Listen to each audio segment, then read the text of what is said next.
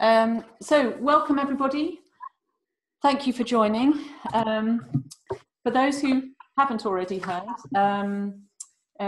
we're going to be doing an activity during the call, and there's a link to it, and you should have received it already in an email. So while we're just settling ourselves, if you could make sure you have that handout to hand or have it on your computer, that would be great.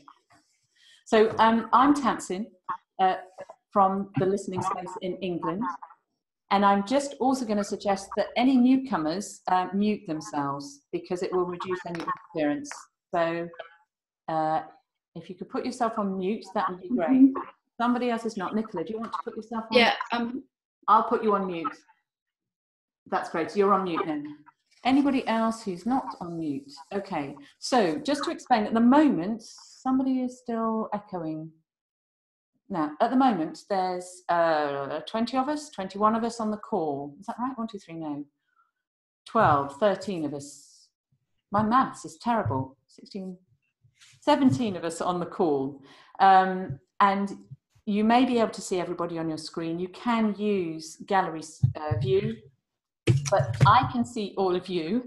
And if at any point you want to flag up a question, just put your hand up because I can see you. So I'm Tamsin. I'm based in the UK. I'm from the listening space.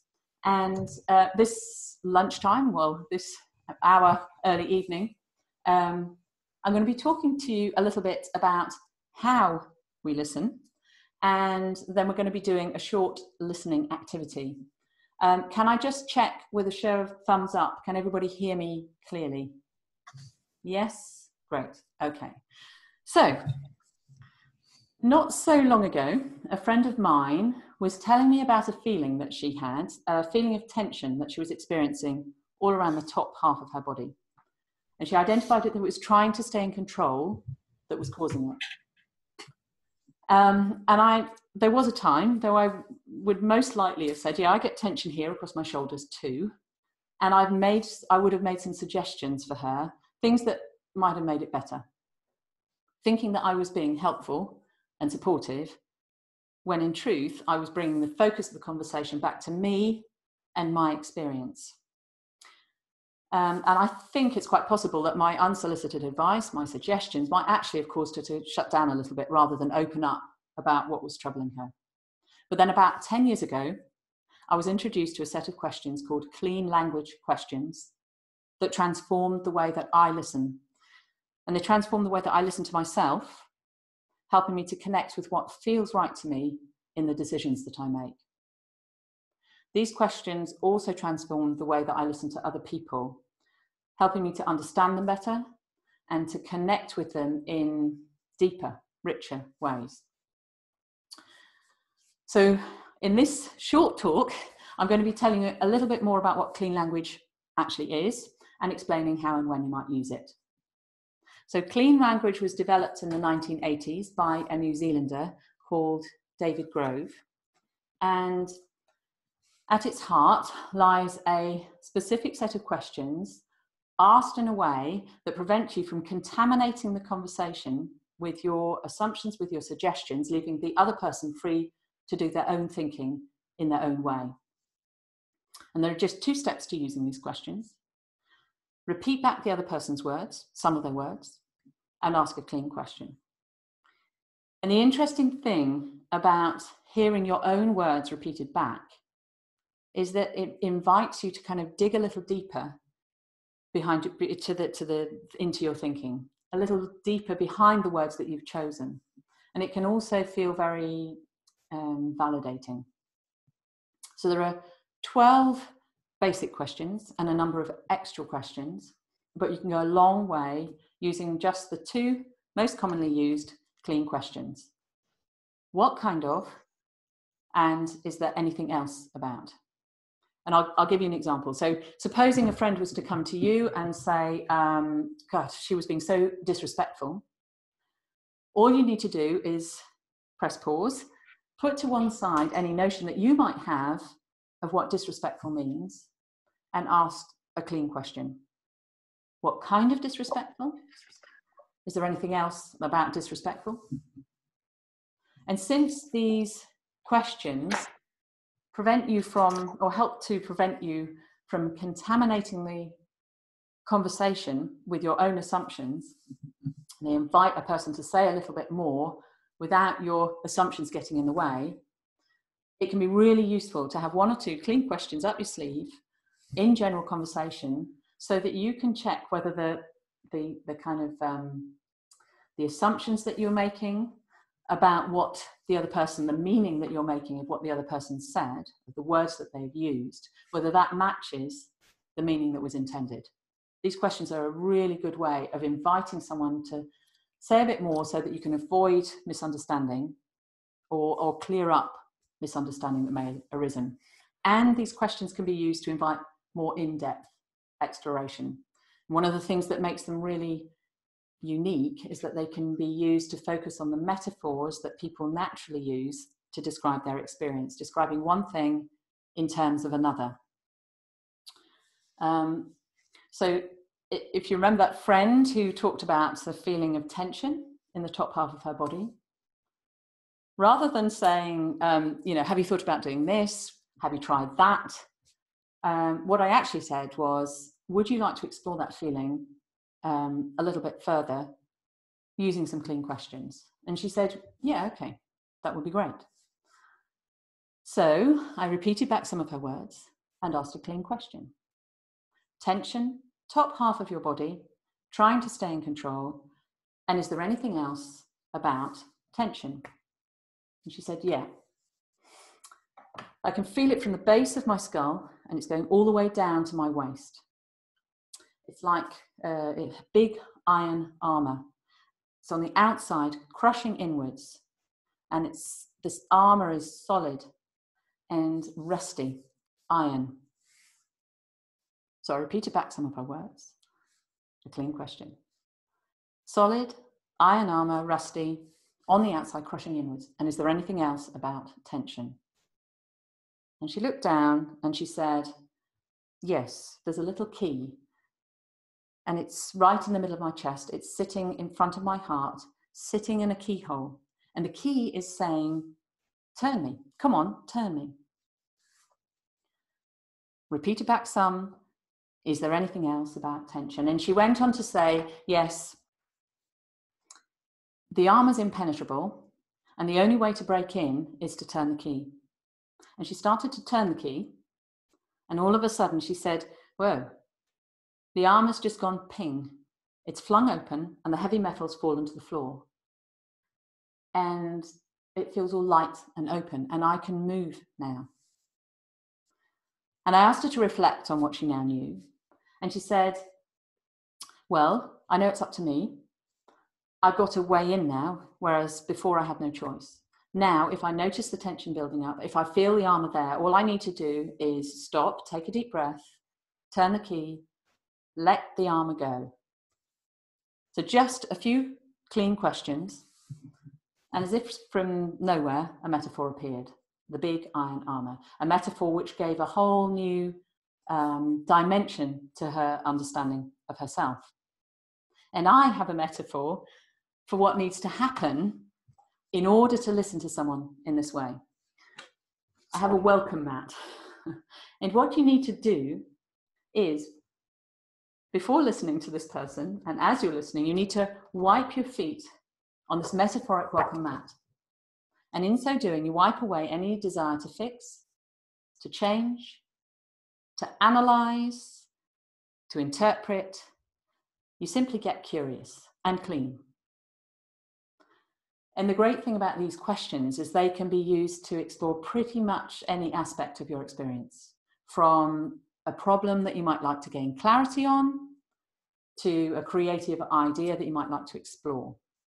And you can use these questions for yourself even. So next time you want to offer your listening, you might want to set aside any desire to make better, to fix, slip into your back pocket any clever insights that you feel you ought to share, wipe your feet on the welcome mat, and open a space for the other person to explore their thinking in their own way, to tell their own story in their own way. So that's clean language in a nutshell. At this stage, I'm just going to ask a raise of hand if anybody has any questions before we move on to doing a listening activity. I'm not seeing any show of hands, so I'm going to move on. So this, the activity, you've got a handout. It's a really lovely kind of mind. Oh, hello, I saw a cat. Has a cat. Cat, do you want to unmute? I'll see if I can unmute you. No, I think you have to unmute yourself. Kat, can you unmute yourself? Kat, we can't hear you. Is there that? Is that better? Yes. Can you hear me now? Yeah, we can hear you. Okay. So in asking these questions and what you do, can you explain a little bit about the work that you do with it? I mean, are you an educator? Are you a therapist? Is this an interpersonal communication with your friends? I'm a mediator, so I'm listening from that side of it. And so I'm just curious how this, what are you all about? Great question. So I'm a coach, but I use this methodology for myself more than anything. I find it generates my most creative, resourceful thinking. So it's a really creative way of exploring things. I use it in my coaching. I use it in my personal life. I use it in my relationships with my families, my kids. And first and foremost, it's a great way of putting the mental chatter to one side.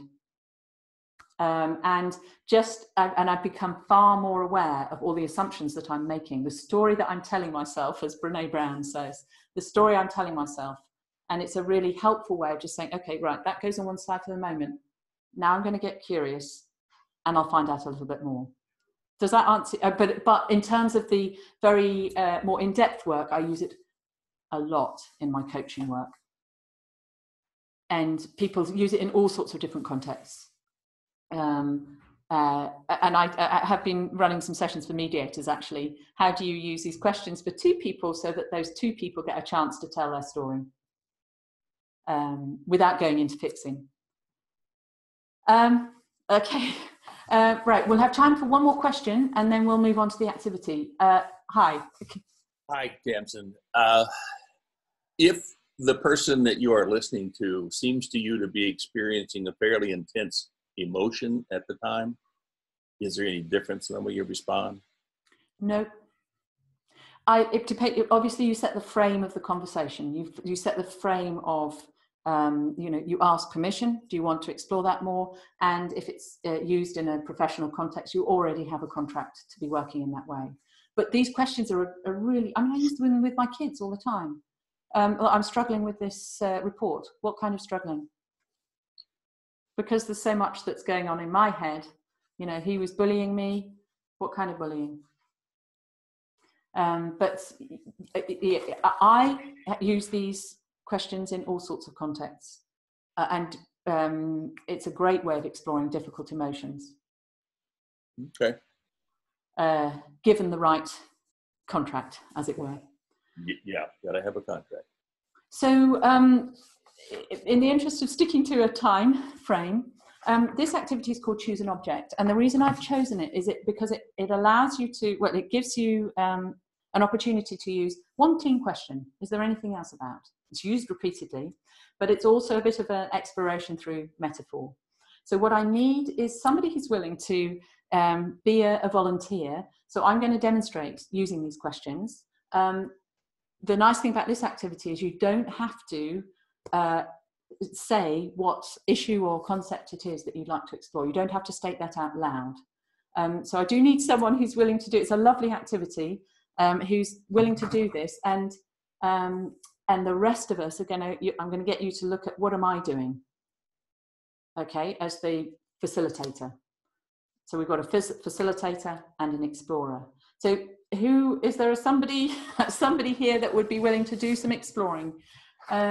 Michael? Yeah. Okay, Michael, you'll have to unmute. So I think that's it. Sorry? I think that's it. Can you hear me? So for the rest of you, I'm literally going to follow this script.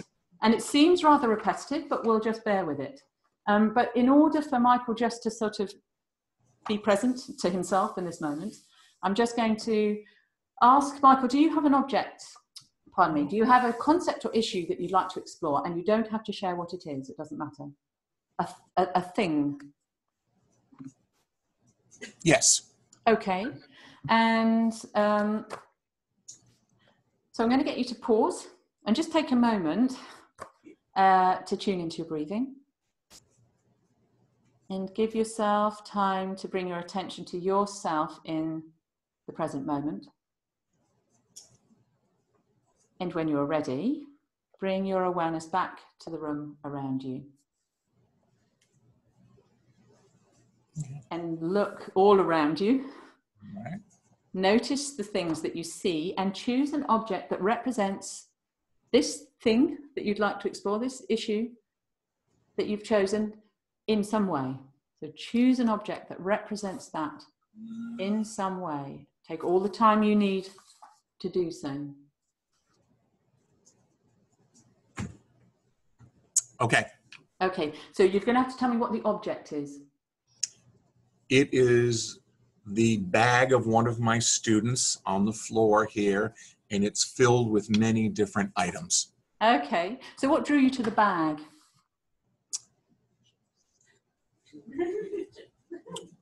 It's easy to see. Easy to see? Yes, there was nothing blocking the way. I recognize what it is. I was also in a little bit of a panic about how is it going, the object going to match up with the issue that's in my head. And I think it has potential. Okay, so it has potential, a bit of a panic. Nothing blocking the way. Nothing. And it's easy to see. And is there anything else about what drew you to the bag? Well, the fact that there was a bright red color on top certainly was appealing. It caught my eye. I might have overlooked it otherwise because it's against a background of dark trousers and whatnot. Okay. Bright red color on top. And easy to see, nothing blocking its way. Anything else about what drew you to the object? Well, certainly your order to find one was pushing me. I don't know if that's drawing. It's not quite the same thing. And it's a rather spare classroom we're in. It's one of the few objects that is here. It's not a decorated room. It's not a, say that again, it's not a decorated room. So one of the few objects spare. And bright red color on top.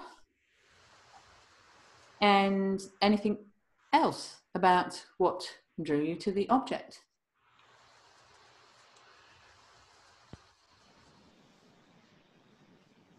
I'm actually thinking that the bag actually resembles now the issue that I had in mind. Okay.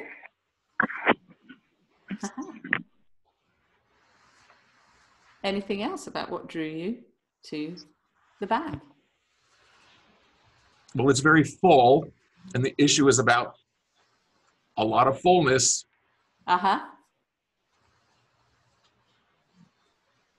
Would it be helpful at this point if I told you what the issue was? If you want to, it's fine. Yeah. No, it's all right.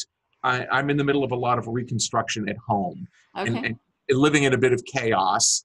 And because the town has decided to reappraise everyone's tax values in town, I've halted the construction so my taxes can stay as low as possible. And I'm trying to live with this mess until they actually do the reevaluation. Okay. And that's the dilemma. There are boxes everywhere, and only one of my 3 rooms is neat and tidy. And I'm tripping over everything, and it's awful. And a mess, boxes everywhere, tripping over everything, chaos, very full. Anything else about what drew you to the bag?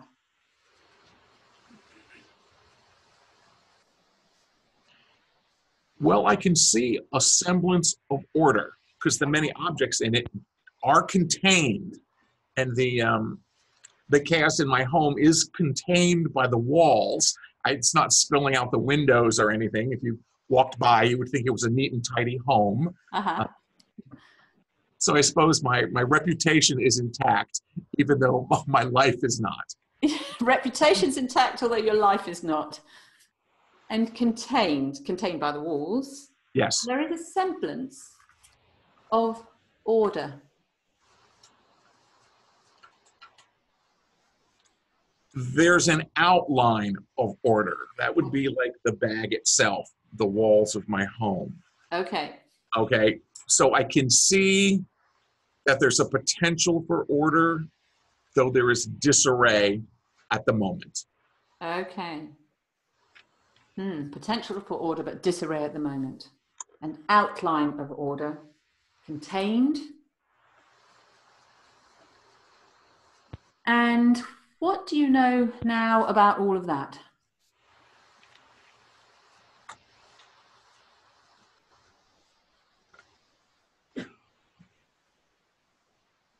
That I'm not as good with chaos as I estimated my skills to be. I think that's important self-knowledge, really, truly, because I've done a lot of chaotic things in my life. I like order very much. And I think maybe because of its longevity, that it's lasted so long, that I find it more irritating than something that looks very temporary. And what difference does knowing that make?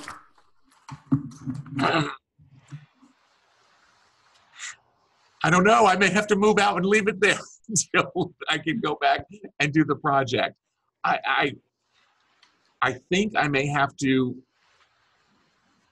take the things that are chaotic and can't go away and just reorder them, and just to make things more livable at the moment, without the major construction work.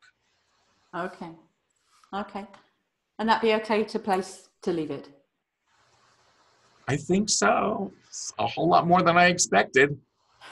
Okay, so just Thank in you. a nutshell, what's your experience of being asked questions? It's a repeated question. Yeah, a little moment of annoyance once in a while, a little moment of panic. Oh my God, I'm in front of people here who I respect. I'm not going to have an answer, that kind of thing. Just because it's not a one-on-one. Yes. And the audience pressure, that was all. Yeah. And in terms of the exploration, any surprises for you? Yes, my eye just landed on it, and I didn't pick it with any logical thing in mind at all. Like, oh, look at this. This is my life in miniature, or nothing at all. It was just an object I could see easily. That was all. Okay. I can see how it became a metaphor. Yeah. Which I did not have at the beginning at all. Yeah, lovely. And that's what happens with metaphors very often when they're our own metaphors. They just come from nowhere. That iron armor, the bag suddenly, people often have that experience.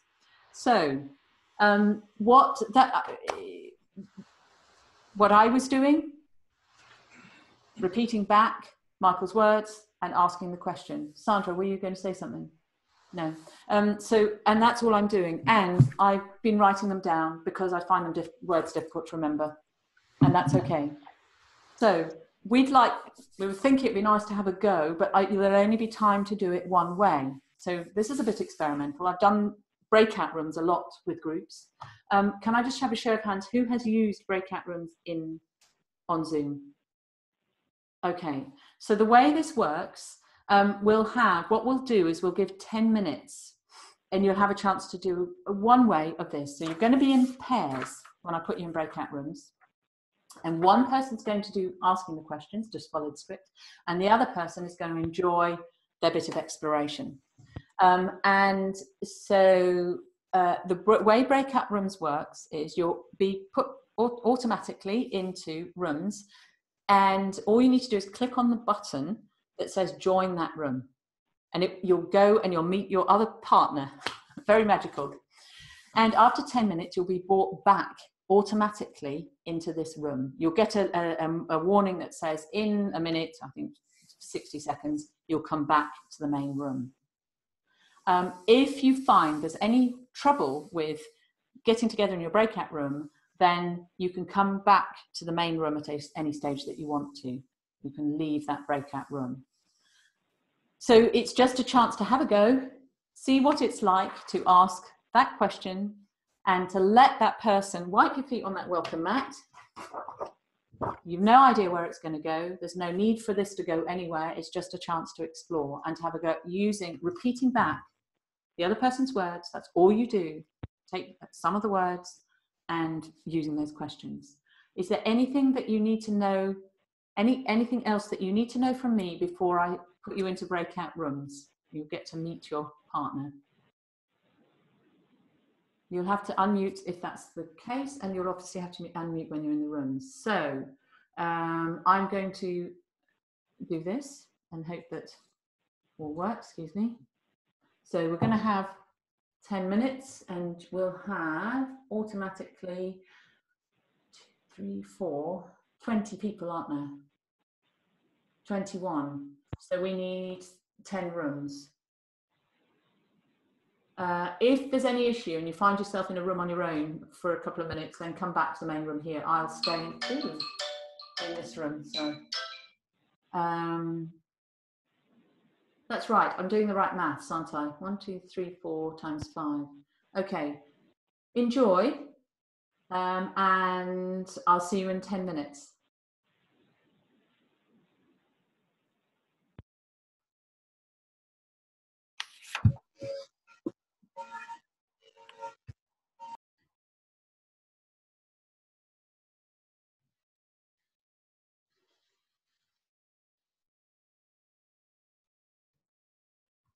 Okay.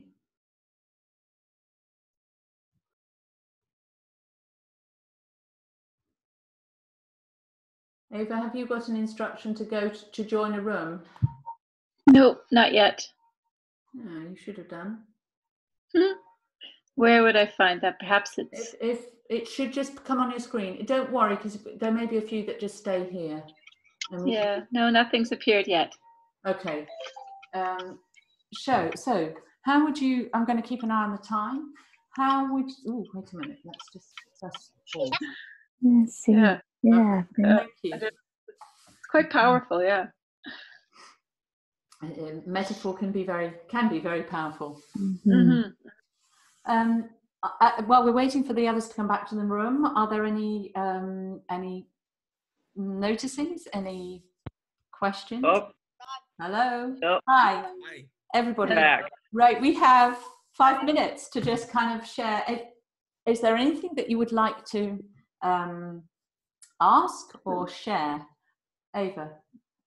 I just thought that what was really helpful was the way, not just the way the questions were asked, but Lise was very smiley and very inviting in her manner as well. So I felt very comfortable. Lovely. Thank you. Anything that's yes, Elise. Yeah, I had the feeling that it would be very useful if we had lots more time. Yeah. We were just starting to get into the meat of things. Maybe you'll have to meet up after. Right.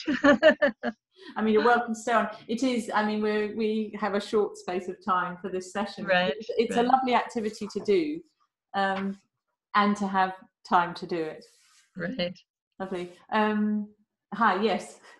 Ooh, sorry. My person was very open and talked a great deal. I found it very difficult to decide what pieces to turn back to her. And that's a really good, you know, we'll never know what the right pieces are. But so long as they're the other person's words, and, you know, there may be words that stand out, feeling words, but you'll never know what the most important words are. But so long as they are, that person's words, and you're honouring their words, then yeah. Kat. I was just finishing up with Nicola, and we had a very interesting conversation. And she asked me at the end what difference it made. and I didn't get to answer that, and I guess I needed some time. Yeah. But what happened is when I put the metaphor with the object, I now see, when I think about the object, I now think about that, well, the issue was my tooth. And so now when I think about my tooth or any soreness, all of a sudden I have in my mind the image that I found. So it's like juxtaposed, and it's brighter, and I think it's going to help me feel better. I've got a really bad tooth now. Okay. I've never had it in my life. But anyway, I'm wondering, because I answered the questions, I would be interested in what people, particularly Nicola, might have felt about asking the questions, of what difference it made for her. Yes, so that's a lovely question, because there's one thing receiving them, and they can be quite powerful and invite deeper your own thinking. But Nicola, or anybody else, what was your experience of asking the questions? Hello. Yes. Thank you for that, Kat. Thank you for doing the exercise with me. I enjoyed it very much, working with you. It was interesting. I liked asking the questions. Like you did, Tamsin, I made notes to make sure that I got the words. And I think maybe I wrote too many things down. But I was giving back Kat's words to her. I'm very, very interested to do it again. And I'm really interested and intrigued by the way, both when Mike did it, is it Mike? I'm sorry if I've got your name wrong, did it at the beginning with you, and then when Kat and I did it together, by asking that same question 4 times, by the 3rd question, Kat had made this connection between the image that she picked with no thought, really, to what was going on for her. And I found that really interesting. One of the things that, I mean, there's no magical number to asking this question.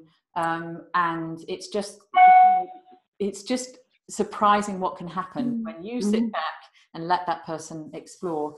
One of the things that's said about clean questions is that they often invite right brain, intuitive, sudden, metaphoric, wow, there's a connection, I don't know why, and then allows the questions enable the left brain to give some narrative around that choice. I am conscious of the time. We started 5 minutes late. I don't know if people need to leave bang on, but I think it might be useful for me to just kind of round off a little bit. And I know Sandra has a minute that she'd like to say. So this stuff is fascinating. At one level, it's just helping to avoid misunderstanding, inviting someone to say a little bit more without contaminating the conversation. So that it's a really good way of doing that. At the other end, there's really in-depth ways of using clean questions. And you can, I could facilitate, we've only used 1 question. You can use the whole range of them. In the listening space, I just used 5. When you get a lovely metaphor, you can, you could facilitate someone for an hour or more. And sometimes magical things happen. And there's all sorts of ways of learning that you can learn more about using clean questions. There are lots of different ways of using clean questions in the listening space. I have simplified it, 5 questions, and using the principles of mindful awareness. And you can learn more about it on my website. There's all sorts of information about it. So I want to be respectful of people's time. And I'd like to say thank you for joining. And, want to learn any more about this, well, Sandra knows I run a course online, and it's a lovely way of learning this stuff. So thank you for your time. And sorry, we can't have more time for doing facilitation and asking questions. Sandra, do you want to? I wanted to thank everybody for coming. This is our first pilot of the exchange. We're looking to create these more dynamic interchanges. So I'm happy to hear any feedback that you have. I also want you to know, I realize that 45 minutes is a very short time with Tamsin, and this was just to give you a taste of what this clean language is. I did take her course. It's a really interesting thing to do, so you might want to pursue that and look more into that and go into depth with it. I also want to remind you that if you are not a member of the International Listening Association, we really hope that you would consider joining us. We are all, if you notice, right now, the people here represent China, Hawaii, San Diego, Long Island, Germany, India, Union, New Jersey, Summit, New Jersey, Netherlands, England, and those are just the ones that I saw. We are all interested in advancing the practice and teaching and research of listening, and would love to have you join us. So if you want to know more about that, contact me. Stay in touch. We're going to do more of these. Yeah. Thank you very much, everybody. Nice to see you all. Yeah. Go well, everybody. Thank you. Thank you. Bye-bye. Okay. Bye-bye. Bye. Thank you. Sandra, Hello. Oh, hello. Do you want to just stay on?